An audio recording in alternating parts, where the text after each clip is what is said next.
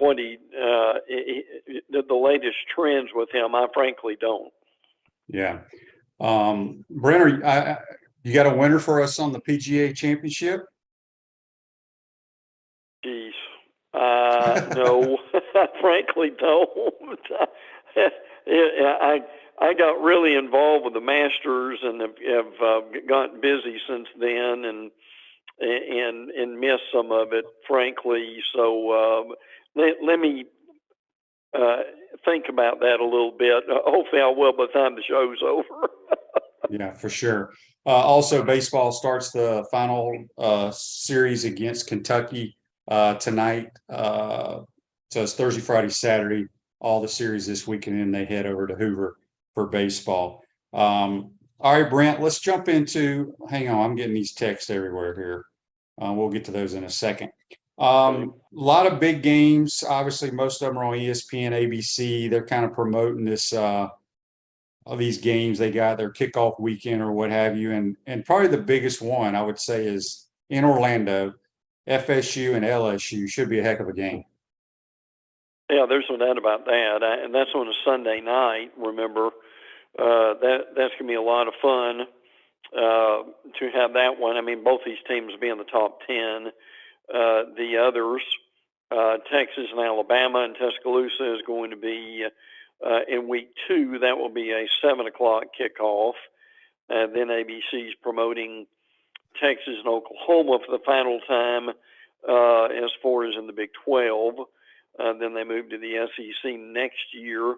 And Clemson and Notre Dame is going to be a big game. That's in November. That will be an ABC game too. Now there will be ESPN's schedule, at least the first 3 weeks of it, is due out next Wednesday, the 31st. So good thing is, by the time you and I are talking next Thursday morning, we will have that. And another thing that was mentioned, and the streaming thing keeps going. Peacock in 2024, this is 24, not 23, but they will have an NFL playoff game, 8 regular season Big Ten games, 47 Big Ten men's basketball games, the Paris Summer Olympics, USFL, Sunday night Major League Baseball, and some Premier League as far as soccer is concerned. So, Shane, the streaming situation will continue to grow. Remember, the last 2 years, Peacock has had a Notre Dame football game on. Now, let's bring this home a little bit. I'm not saying this would be good, not saying it would be bad. I'm just saying it would be interesting to see how it would be received. Let's just pretend a minute that a Florida Gator football game, the only way you could look at it would be to get Peacock. I wonder how that would go over around here. Well, the good thing about it is, Brent, I don't have to worry about having to figure out how to put that on my TV.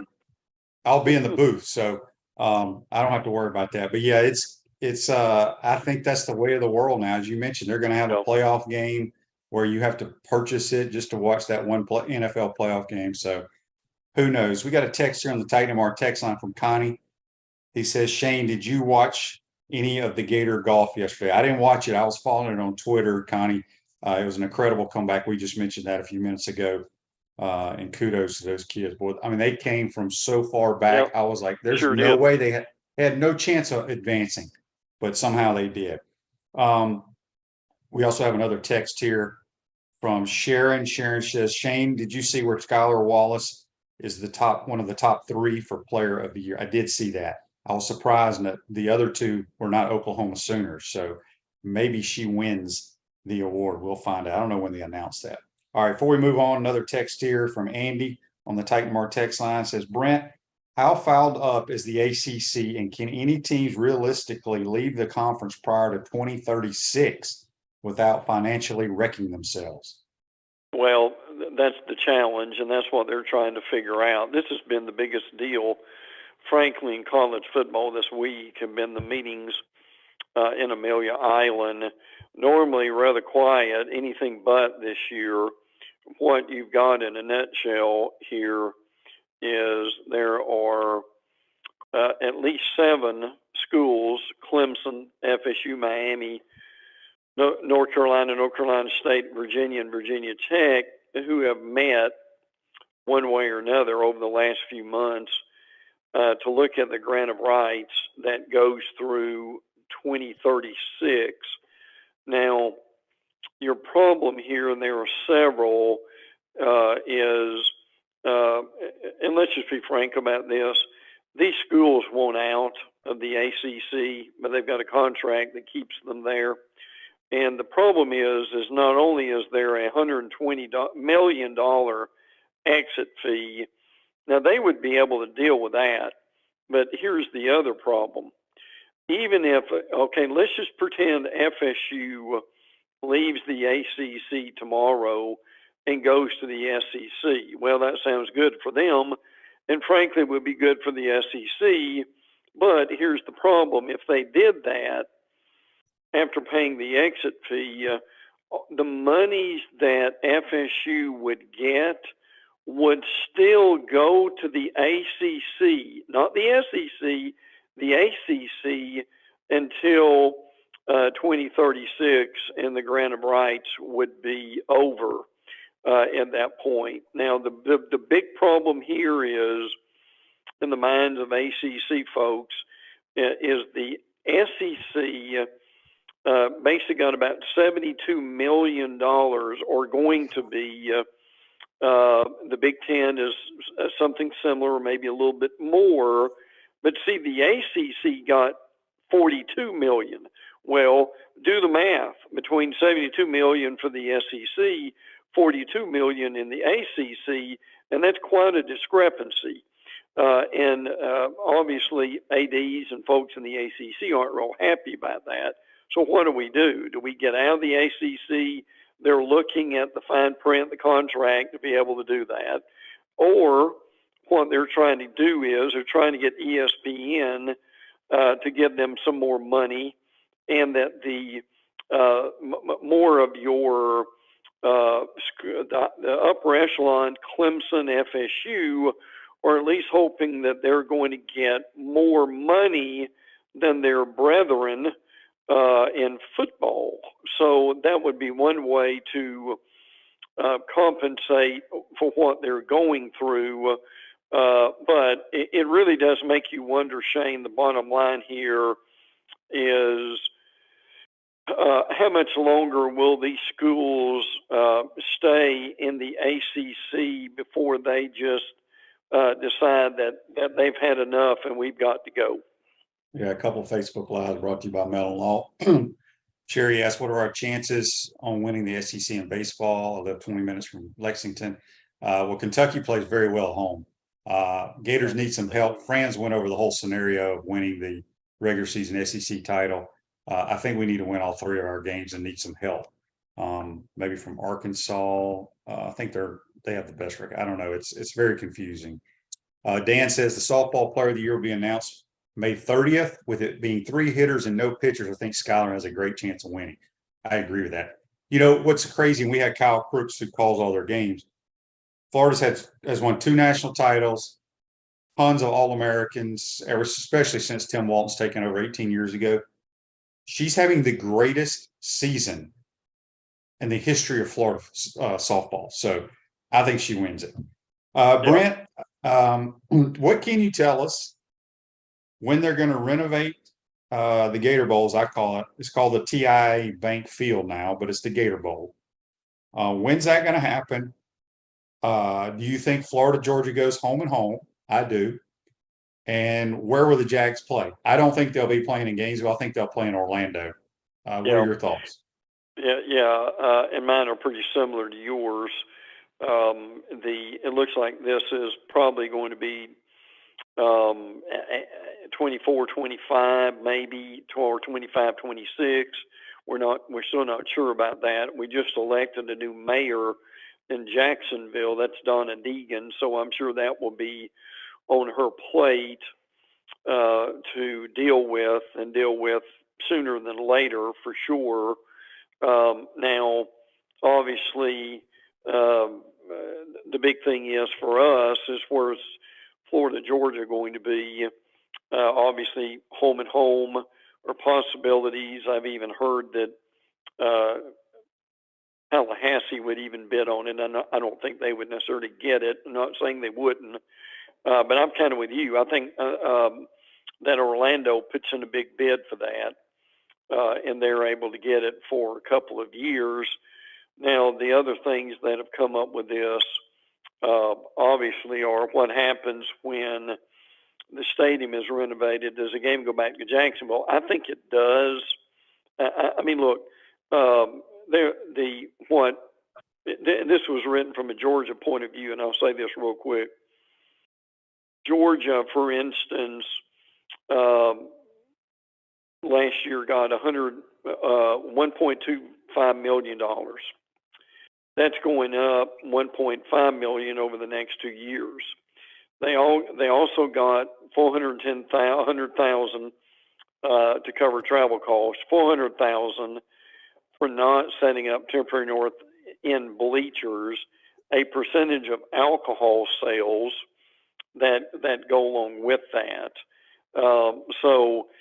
Frankly, the money these schools make in a neutral site game is really incredible.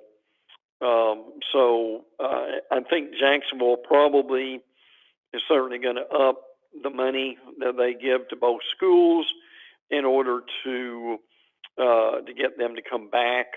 We'll follow this very closely. It's already made news because the former mayor, Lenny Curry, went on 1010XL and talked about renovations. So, and the other big deal is where did the Jaguars go? And that's a real good question too. I mean, obviously that they could go to a lot of places around here, and I'm sure that'll be fascinating to see who makes a bid for them and where that does go. I do think in 25, 26 or 24, 25, however that works out, that Atlanta will make a real bid to get the game one of those years too. So there's a lot to work out here. But again, I do think that Jacksonville will keep it. The contract runs through this year. There's an option for 2 more years, but that will be something they'll work on, I believe, very quickly to try to get some kind of resolution to that. Facebook Live brought to you by Mellon Law. Dan asked, Brent, will the Miami game in 2024 be canceled with Texas and OU coming to the SEC? Yeah, that's a good question. We don't quite know that yet. We will know that soon because, now keep in mind the timeline here. The SEC meets in Destin basically next weekend. So what is going to happen with that is, and even Greg Sankey has said, okay, we've talked a lot about this. At some point, we got to vote. So I think that vote may very well come into play when they're all in Destin, because they've got to make a decision. Because once you make a decision on if you're going to play 8 conference games or 9 conference games, at that point you can come up with your schedule. Now, I'm sure they've got a lot of scenarios that they've got waiting on them when they make up their mind, and they'll plug one of those in and get it going. So you will see the 24 schedule probably announced either in September or in October. So it's a great question. Frankly, I hope they keep the game on the schedule, but we will know that for sure coming up in just a few months. Dan says, you would think with the new NFL stadium that UF and Georgia would want to come back with a huge payday. That's possible. Cliff says it should go back to Jacksonville and let the home team have the rights to recruiting visits. I don't know what the advantages of having kids come to that game, because it's a neutral site. You don't get to see any facility. Yep. You don't get to see any of the campus. Right. I personally think that whole stink about having recruits come to that game or either to the OU Texas game makes no sense to me personally, but what do I know?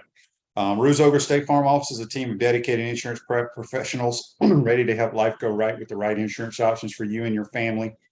Visit ogreinsurance.com. Give them a call at 352-240-1779. Speaking with Brent Beaird, our college football analyst, on the Titan MR hotline. All right, Brent, before we move into, I got another text on the Titan MR text line, and it comes from George.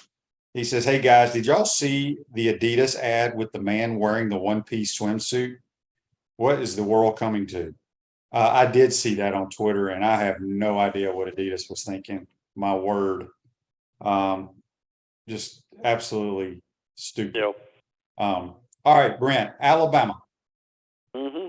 They're leading, I was gonna say they're leading the league in transfer portal gets. They've gotten some good players. They've had their share. They've really beefed things up as of late. They added a cornerback, Trey Amos, from Louisiana, where Billy Napier was.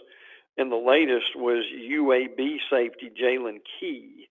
So now they obviously got Tyler Buckner from Notre Dame, tight end C.J. Dippre from Maryland, Georgia linebacker Tresman Marshall also. But yes, the two latest guys, Trey Amos, Louisiana, and Jalen Key from UAB, should give that secondary a lot more experience. Do you think when we look at, obviously, Alabama, we know they have great talent, but this is the first time, and we've talked about it the last 3 or 4 shows with you about the quarterback position. It's the first time that going into a season, the Alabama fan base is like, well, we don't know who our quarterback's going to be. Yeah. Do you think with Tommy Rees coming from Notre Dame and then the Tyler Buckner or however you pronounce it, coming over, do you think he will end up being the opening day starter? He could. He's got more experience, obviously, than Ty Simpson and Jalen Milroe. Now, Jalen Milroe did play some last year after Bryce Young got hurt. People may remember the Texas A&M game and the Arkansas game. He had an incredible run in the Arkansas game. But Shane and I are both on record as saying that he's just not a real accurate passer. And that's a real problem for him. I think Ty Simpson still is the future of the program, but Tyler Buckner coming over from Notre Dame will give them some help. Now, I'm not saying Tyler Buckner's a Heisman Trophy winner, but one of the reasons they got him was Alabama's offensive coordinator is Tommy Rees, who was at Notre Dame, so obviously he knows him well. So that will be a very interesting, won't it, Shane, quarterback competition coming up in August. Yeah, Brent, do you know how much more money Tommy Rees got than when he was at the OC? Because it's interesting to me, obviously, Notre Dame's, they've been kind of stuck in this rut for a long time. They've had opportunities in the playoffs, but could never get over the hump. Tommy Rees played quarterback at Notre Dame. His whole family's Notre Dame folks. But to make that transition, and obviously you got a better chance of winning a national title at Alabama, but now you got to deal with Nick Saban in your headset the whole game. He had to have taken a huge pay raise, right? Yeah, he did. And we'll have the numbers at one point. They'll come out with that to let us know that. But yes, I think that had a lot to do with it. And then obviously Brian Kelly leaving Notre Dame and going to LSU, and then Freeman taking over there. But I mean, so far Rees has done well. What we hear, that's made a big difference. Kevin Steele coming from Miami to Alabama as defensive coordinator has made a real improvement from what I understand than when Pete Golding was there. Pete Golding's now at Ole Miss. But my understanding, to make this brief, is Kevin Steele has simplified that defense, and they're not having to think as much as they were under Pete Golding. Now, let's be honest, Nick Saban runs the defense. That's just the bottom line for that. But still, it was too complicated, and they needed to make it easier for the players. Facebook Live brought to you by Metal Law from Van Der. He says, in this current climate in college football, will there ever be a case where a team will grow their own players? I guess he means like develop them. Yeah.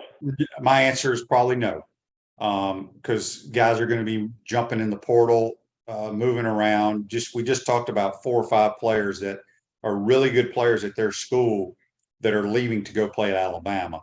There'll be a few cases when kids come out of high school straight to that school that stay there. But boy, it's like every college coach I talk to now. Not only are we out on the road recruiting new players, but we got to get back home or stay on the phone and recruit the players on our roster where you didn't have to do that in the past, and it's a mess. Correct. The Hogs picked up a transfer guy that'll probably start from TCU.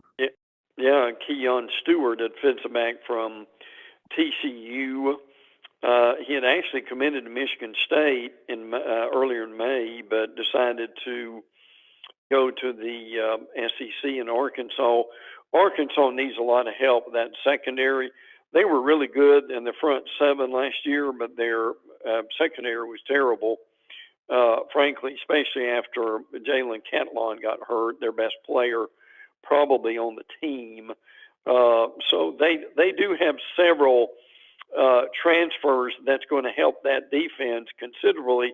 And again, to the question, and it's a really good question, the guys who can balance this, who have primarily high school players that they can develop and bring in I don't mean 15, I mean a handful of transfers probably are doing the best with this as they come and do it. But it's a different world right now, brother, that's for sure.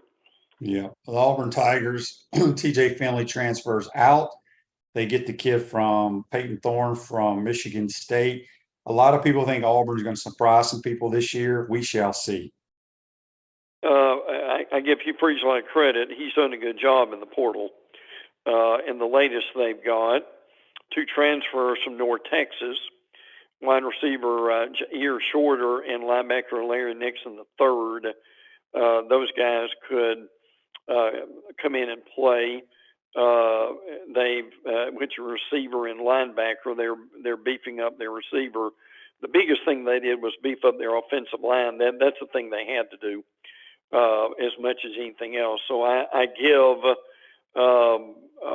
Hugh Freeze again a lot of credit. TJ Finley ended up at Texas State is where he went, and the Tigers could be an underrated team this year that will do well.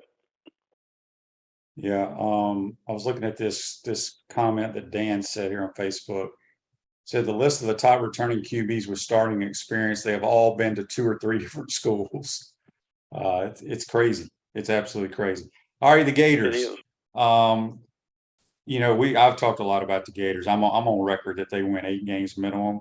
I'm like in the huge minority there. People don't believe in this team. Speaking of that, go ahead and let's talk about the Gators a little bit, and then we got a text on the Titan of our text line regarding the Gators for you, Brent. Yeah, Antoine Powell Ryland is going to Virginia Tech. So if you wonder where he ended up, that is it. A lot of FanDuel has Florida winning 5 games, and that's it. I mean, I'm with you. I think they win 6, 7, or 8 too. Now it's going to be slow. It may not start off well, but again, they've got about 3 50-50 games, and how they do in those games would I think determine how they do this year. Yeah, it's amazing to me because I know Florida won 6 games last year, but everybody wants to go back and say, well, you lost to Vanderbilt last year. Well, that doesn't mean a damn thing about this year. Right. We destroyed and embarrassed the South Carolina Gamecocks last year, but everybody has us losing to them this year. So make up your mind, DraftKings or people out there. Whatever happened last year has no bearing on this year's team. 0. No. So here's the text on the Titan Mart text line. It's from Jim. He says, Brent, do you think it's crazy that fans and media say that Billy Napier's on the hot seat? Yes, I do, because he's not. Look, the people who make decisions at Florida, they understand what Napier has had to do. He's got a plan. He's got a staff, and people are going to have to give him time. Look, I know that we always used to say, well, he'll have 4 or 5 years to build the program. Well, that's not true anymore. You may have about 3, but the reality, and I'm not saying that Napier will only have 3. What I'm saying is, look, he's recruiting really well. When you look at the 24 recruiting rankings, I compared them this week to that old fable about the tortoise and the hare. Well, Florida's the tortoise right now. It's going slower than you want it to, but you're going to like the results coming up in a few years. I admit this. I'm a Napier guy. I like Napier. When your mentors are Dabo Sweeney and Nick Saban, I still will say that you know what you're doing, and he's brought in people to get it going. So again, and I know this is a broken record, he just needs time, and I think by the end of this year, this team's going to be better than people think it will be. Yes, for sure. And I believe I read where if they wanted to get rid of him this year, after this year, they'd owe him $39 million. Right, so right. Absolutely. That ain't happening, people. So get on board, quit your bitching and complaining, and get on board. That's all I can say. All right, the Dogs. There's not a whole lot of bitching and complaining coming from Athens. Nope. We know they're loaded with talent and have one of the easiest schedules in the world. They do. And their latest addition is from Tennessee. Laneith Whitehead is a running back, 6'2", 220, that has now joined Georgia. He's got 3 years of eligibility left. He missed most of last year with an upper body injury. In 2021, he ran for 276 yards. So that is the latest addition to Georgia. The biggest thing for Georgia is they got a commitment from Dylan Raiola, who is considered the number 1 quarterback for the class of 2024. He's a big kid. He's 6'3", 230 or 220, depending on what article you read. But in a nutshell, they really like him. He reminds people of Matthew Stafford with his throwing ability and how big he is. So that's one thing to keep in mind. But Georgia, again, expected to breeze through their schedule and be in Atlanta in December. Yeah, the LSU Tigers, obviously we talked about at the beginning of the year that, or not the beginning of the show, their big game against FSU in Orlando. Brent, it's just me, and I'm not on Florida State. I didn't think they were very good last year. I don't know how good they're going to be this year. I don't think they can compete with LSU personally. I think LSU, and again, there's these people that say, well, LSU lost to them last year. Well, they did. Okay, that didn't mean a damn thing. What's going on in Baton Rouge right now?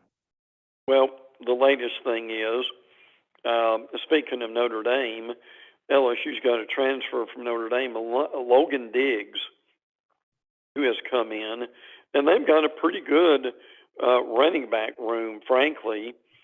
Josh Williams and Armani Goodwin, they've got some knee injuries they're working through, so they should be able to play at some point. Noah Kane is a transfer from Penn State that ran for 400 yards and 10 touchdowns for LSU last year.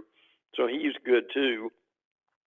So that's the latest is the Notre Dame transfer. So an article this week about Garrett Nussmeier, the redshirt sophomore. I'm curious how much you've seen of him. But the reality is Garrett Nussmeier is a great backup quarterback to Jaden Daniels. But if they did not have that transfer rule in the SEC, Nussmeier would be playing for somebody right now. Shane, he could probably start for a lot of schools in Division I football. Yeah, he's shown promise when he's gotten in there for sure. Joseph says on Facebook Live, Georgia has more 5-star quarterbacks than most schools have 5-star players. It's crazy. There's got to be a scandal going on up there. Yeah, maybe we'll read about it. From Jacksonville looking to be their starter this year. Yeah, we'll see how he plays for sure. He's been waiting his time. He's been very patient. Just got a text on the tighten them our text line here before we move on.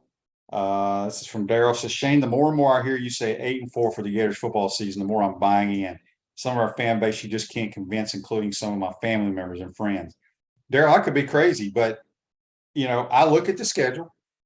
I don't think it's that difficult.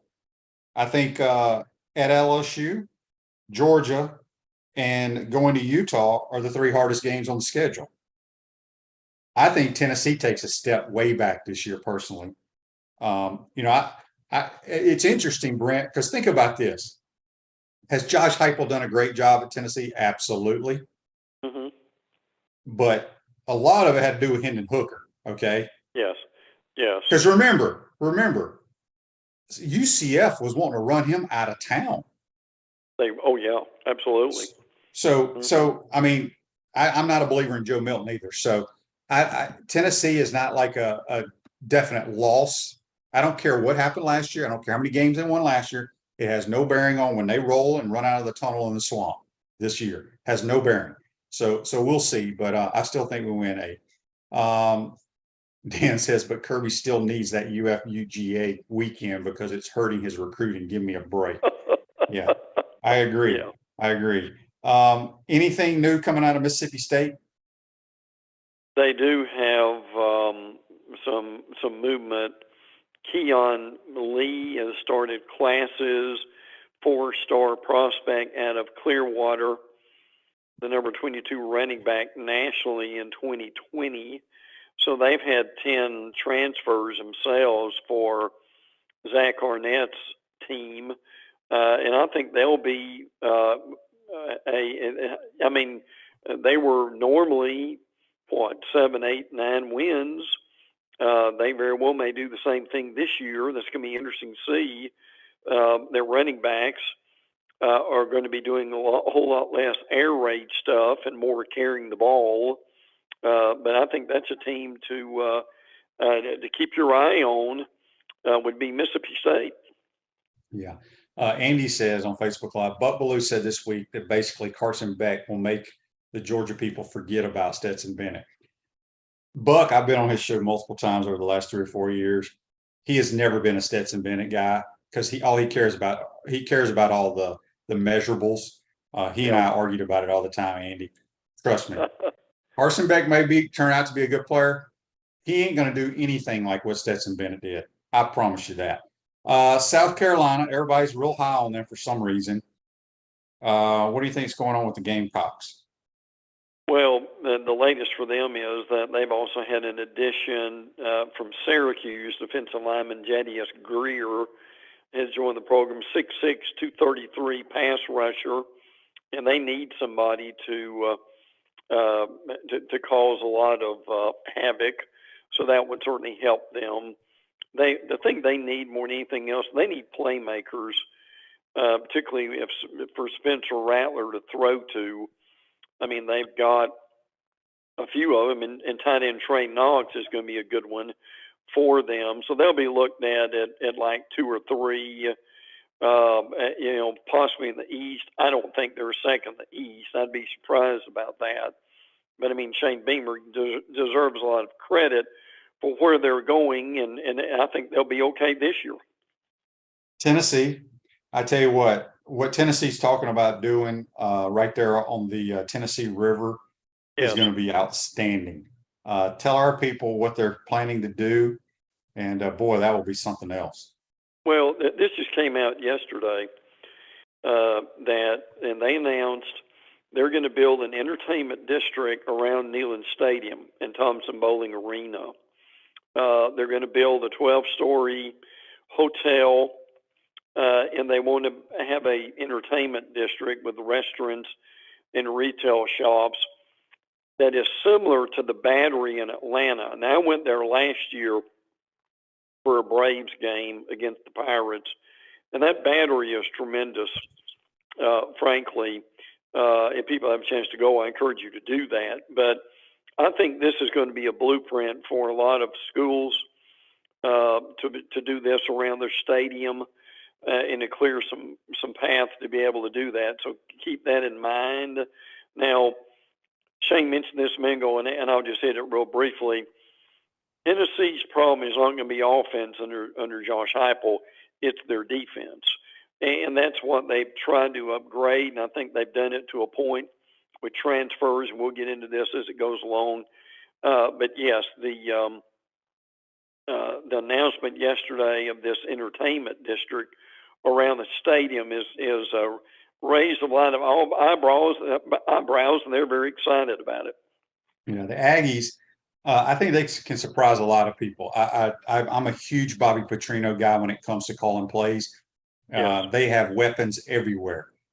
However, defensively, boy, they looked bad last year as well. They did. And DJ Durkin's had moments here and there, but a lot of his defenses have not been great.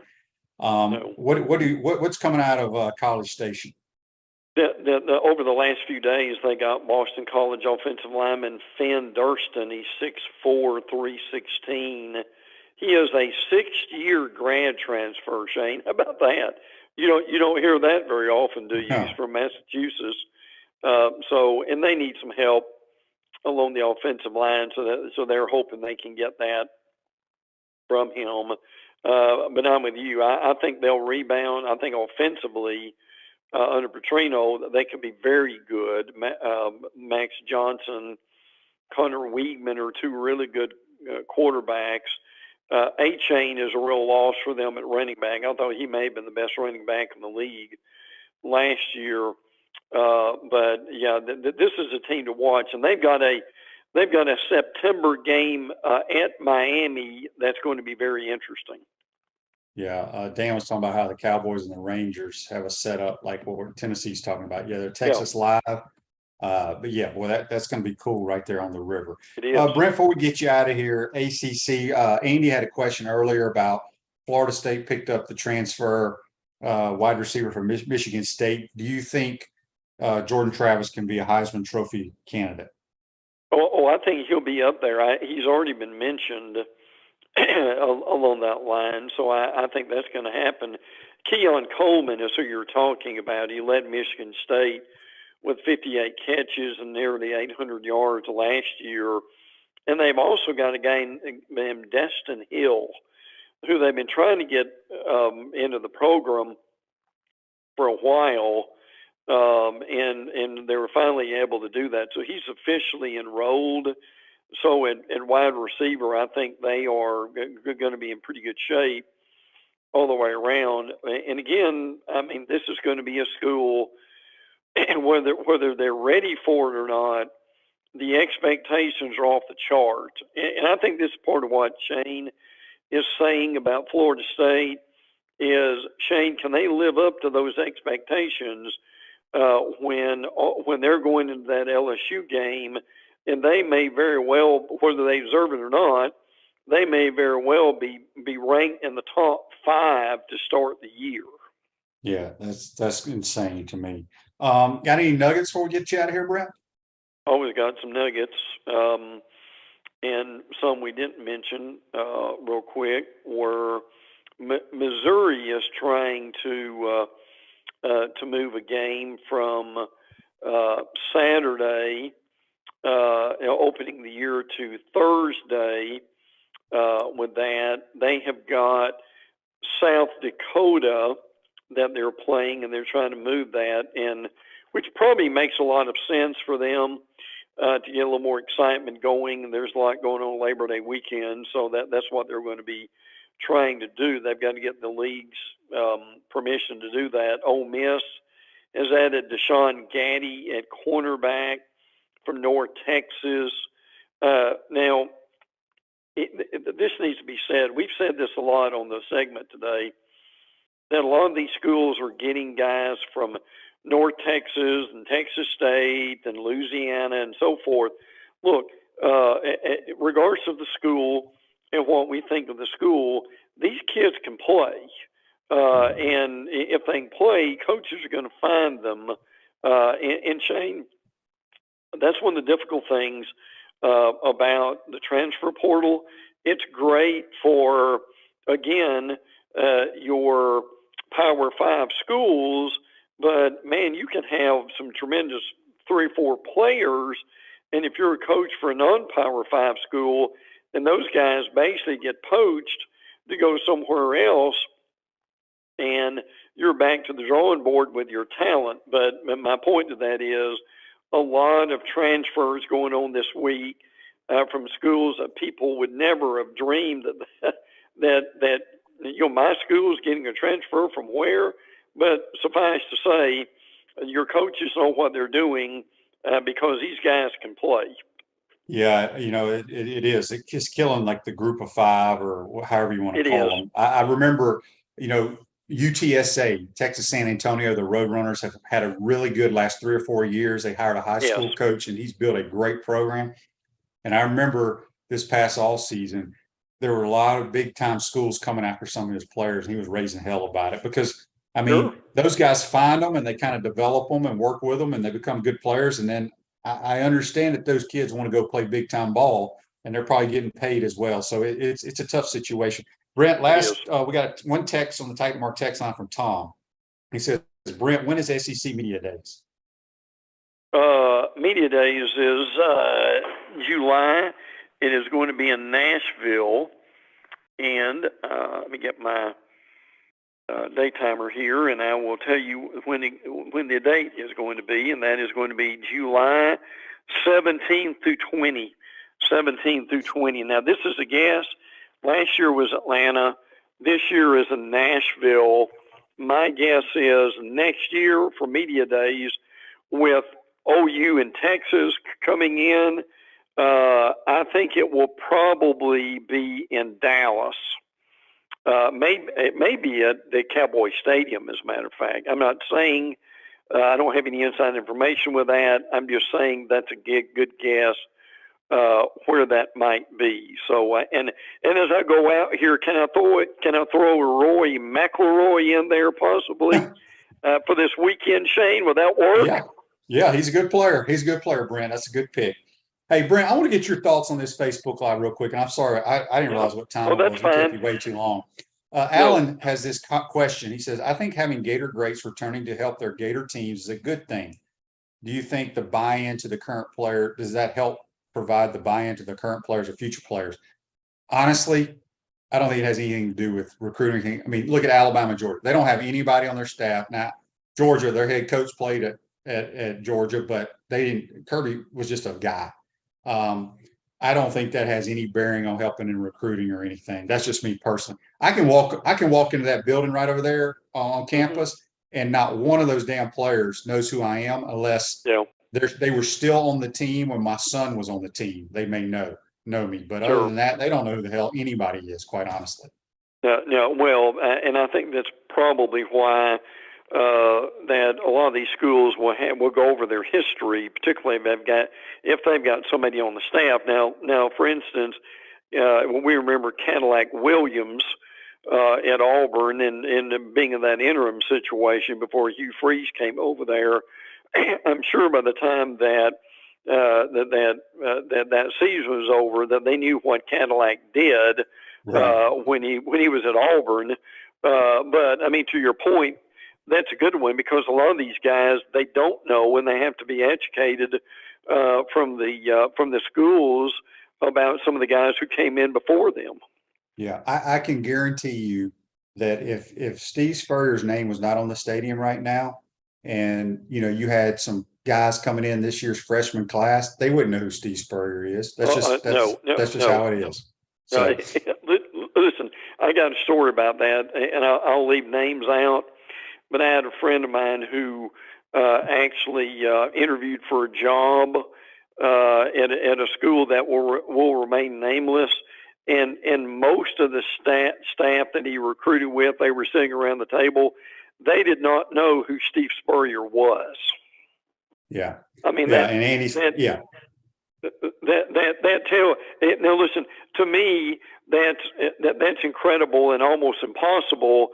But in this day and age, Shane, to your point, we would be amazed and how a lot of these, particularly younger coaches, are not aware of the past and who has done well. Not even coaches, but players. And I tell people this story all the time because Andy talks about they wouldn't know who Emmett is if he walked in. That is a fact because when I was helping coach high school ball, when my son, we were in the playoffs, Emmett walked out, watched practice. Not one kid even knew who he was. Had him talk to the team. They didn't even, the only person who knew who Emmett Smith was my son. And that, I mean, he's the all-time leading rusher in the National Football League. So absolutely.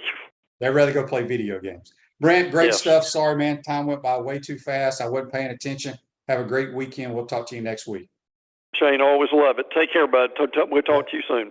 Yes, sir. That's Brent Beaird, our college football analyst. Join us on the Titan More Hotline. Take a quick timeout. Come back. Got to get to a couple more things before we get you out of here. You're watching and listening to PodUp with Matthews in the morning from the Crime Prevention Security System Studios. We want to take this moment to thank our sponsors who keep the show going and pay the bills. Our premium sponsors are Crime Prevention Security Systems, large enough to serve you, small enough to care. Titan MRI, Gainesville's only locally owned and operated MRI facility. Meldon Law, the only official injury and accident law attorneys of the Florida Gators. Peaceland Dental, Gator Nation's first choice for dentistry in Port Charlotte. Comfort Temp, comfort is our business, peace of mind is our promise. Campus USA Credit Union. QC Kinetics, live pain-free with QC Kinetics. Dave & Buster's, eat, drink, play, and watch. Our gridiron sponsors are Auto ER, UF Bookstores, Celebration Point Town Center, Chris Doring Mortgage, Silverback Concrete Co., Ruse Ogre State Farm Insurance, Doreen Wibby, Realtor Caldwell Banker, MM Parish. Our touchdown sponsors are Adams Ribs, Gator Dominoes, Celebrate Primary Care, Gator Bait Media, Okido America, Style Cuts, Ironwood Golf Course, Big Mills Cheesesteak, McDonald's of Gainesville, 84 Lumber, Tropical Smoothie Cafe, Aver and Smith, Dowling Signs, Baker's Sporting Goods, Silver Cube Billiards and Sports Bar. If you're interested in promoting your business on the show, call Freddie at 352-284-3733. If you like what we're doing here, make sure to follow us and support the businesses that support us.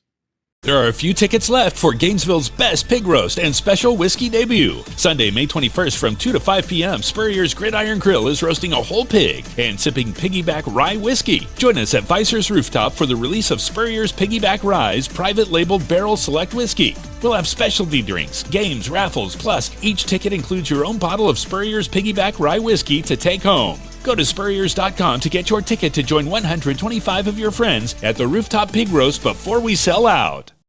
Pro football legend Emmitt Smith understands your joint pain. It does not surprise me that there are a ton of people out there that's in pain. That's why Emmitt is such a proponent of QC Kinetics, offering real lasting joint pain relief with non-surgical, all-natural biologic treatments. Whether it's a joint pain, ankle pain, shoulder pain, neck pain, back pain, hip pain, any kind of pain, the body eventually will break down when it's under that much stress. That stress can cloud your judgment to the point that you'll just say yes to the scalpel or yes to another prescription of pain pills. But maybe it's time for a second opinion from QC Kinetics. The reason why I would recommend this is because the natural biologics that QC Kinetics is providing you gives your body a chance to naturally heal itself. Restorative, regenerative solutions are here. Get lasting relief and live your life. Call QC Kinetics 352-400-4550. That's 352-400-4550. QC Kinetics 352-400-4550. Welcome back to the Crime Prevention Security System Studios. Celebration points where the Gators go to celebrate with premium brands like Regal Cinemas, The Keys, Dave & Buster's, Palmetto Moon, Starbucks, Visors, and the HBC's restaurant Spurrier's Gridiron Grill. We'll see you at Celebration Point where the Gators go to celebrate. I want to thank Brent for joining us on the Titan MR Hotline. This Day in Sports brought to you by our good friends at Campus USA Credit Union. Put some star power to work in your financial life with Campus USA Credit Union. In 2004, Arizona Diamondbacks pitcher Randy Johnson becomes the 16th guy to throw a perfect game with a 2-0 win over the Atlanta Braves. That's brought to you by our Campus USA Credit Union. I want to thank Joseph for sending me the article that Andy Staples from The Athletic wrote on Gator football program. Again, we're going to have, actually, Andy's going to come on the program Monday, so make sure you tune in for that. But the football facility, there were no football facilities, indoor facilities. Yeah, Alabama and Tennessee and somebody else had one. But indoor, I'm talking about a standalone facility.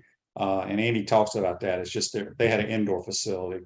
Yeah, we never had an indoor facility. We just go inside or call practice off if it too much lightning and rain or what have you. But we appreciate everybody sending the text messages on the Titan More text lines, chiming in on Facebook. We even got a college football coach, Coach Odom. He should be drawing up some ball plays or fire zones, some new come up with a new bear defense, Coach Odom. You shouldn't be listening to my program. You should be figuring out how to stop somebody's passing attack. Andy says, Shane, when you were at the Bears, did you know any of the 86 Bear players who hung around in the media for years? Hampton, McMichael, Dent. Well, Andy, this tells you how old I am. Steve McMichael, Richard Dent, the Fridge, and let's see who else. There was like 5 of them. Kevin Butler. They were all on the team when I was a rookie. So yeah, I knew all those guys. Unfortunately, Steve McMichael's battling ALS. I think he's still alive, but he looks bad. But yeah, they're all good guys. Also had who else did we have? Anyway, there's like 6 or 7 of the Bears Super Bowl guys from the Super Bowl team were on that team my rookie year, and then they were gone after my rookie year. So anyway, hope y'all enjoyed today's program. And Gator baseball tonight, 6:30, I think Eastern time against the Kentucky Wildcats. Have a great day, folks. We'll see you tomorrow. Take care.